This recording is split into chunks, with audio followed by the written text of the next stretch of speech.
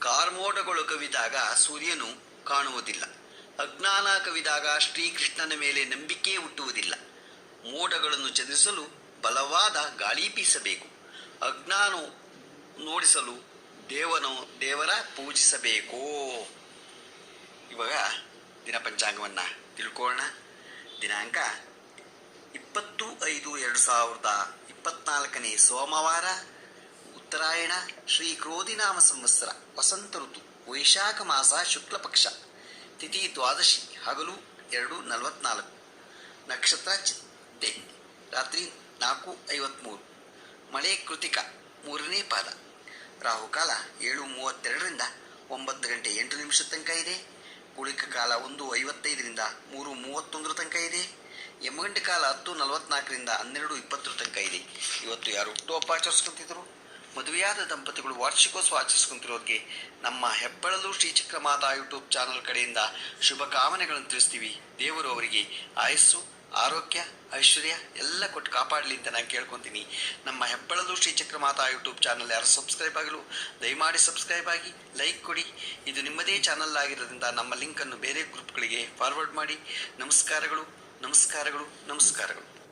ಶ್ರೀಚಕ್ರ ಮಾತಾ YouTube channel ವೀಕ್ಷಕರಿಗೆ ನನ್ನ ಹೃತ್ಪೂರ್ವಕ ನಮಸ್ಕಾರಗಳು. ಸುಭಾಷಿತ: ನಮ್ಮ ಆಗುಹೋಗುಗಳಿಗೆ ನಾವು ಯಾರನ್ನಾದರೂ ಅಥವಾ ಶಕ್ತಿಯನ್ನಾಗಲಿ ವ್ಯಕ್ತಿಯನ್ನಾಗಲಿ ನಂಬುವುದಾದರೆ ಸಂಪೂರ್ಣವಾಗಿ ನಂಬಿದಾಗ ಮಾತ್ರ ಅದು ನಮ್ಮ ಮೇಲೆ ನಕಾರಾತ್ಮಕ ಪ್ರಭಾವ ಬೀರಲು ಸಾಧ್ಯವಾಗುತ್ತದೆ. ಇವತ್ತು ದಿನಪಂಚಾಂಗಕ್ಕಿಂತ ಮುಂಚೆ ನಾವು ನವಗ್ರಹ ಧಾನ್ಯಗಳು ಅದರ ಬಗ್ಗೆ ನಾವು ಪೂರ್ಣವಾಗಿ ತಿಳ್ಕೊಳ್ಳೋಣ. ನವಗ್ರಹ ಹೋಮ ಪೂಜಾದಾನಗಳನ್ನು ನಾವು ಮಾಡುತ್ತೇವೆ.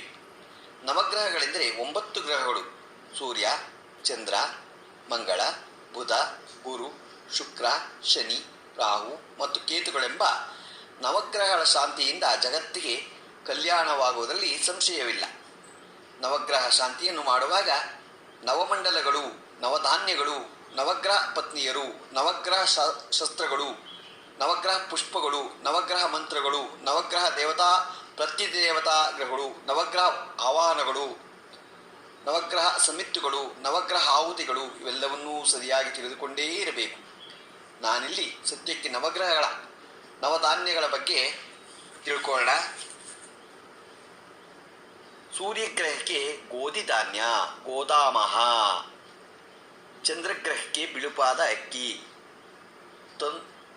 ತಂದುಡಾಲಹ ಶ್ವೇತಾಹ, ಮಂಗಳಗ್ರಹಕ್ಕೆ ತೊಗರಿಕಾಳು ಆಡಕಹ, ಬುಧಗ್ರಹಕ್ಕೆ ಹೆಸರುಕಾಳು ಮುದ್ಗಕಹ, ಗುರುಗ್ರಹಕ್ಕೆ ಕಡಲೆಕಾಳು ಚಣಕಾಹ, ಶುಕ್ರಗ್ರಹಕ್ಕೆ ಬಿಳಿ ಬಣ್ಣದ ಅವರೆಕಾಳು ಶುಕ್ಲ ನಿಷ್ಠಾವಾಹ, ಶನಿಗ್ರಹಕ್ಕೆ ಕಪ್ಪು ಎಳ್ಳು ತಿಲಾಹ, ರಾಹುಗ್ರಹಕ್ಕೆ ಉದ್ದಿನಕಾಳು ಮಾಷಾಹ, ಕೇತುಗ್ರಹಕ್ಕೆ ಉರುಳಿ ಕುಳಿತಾಕಾಹ.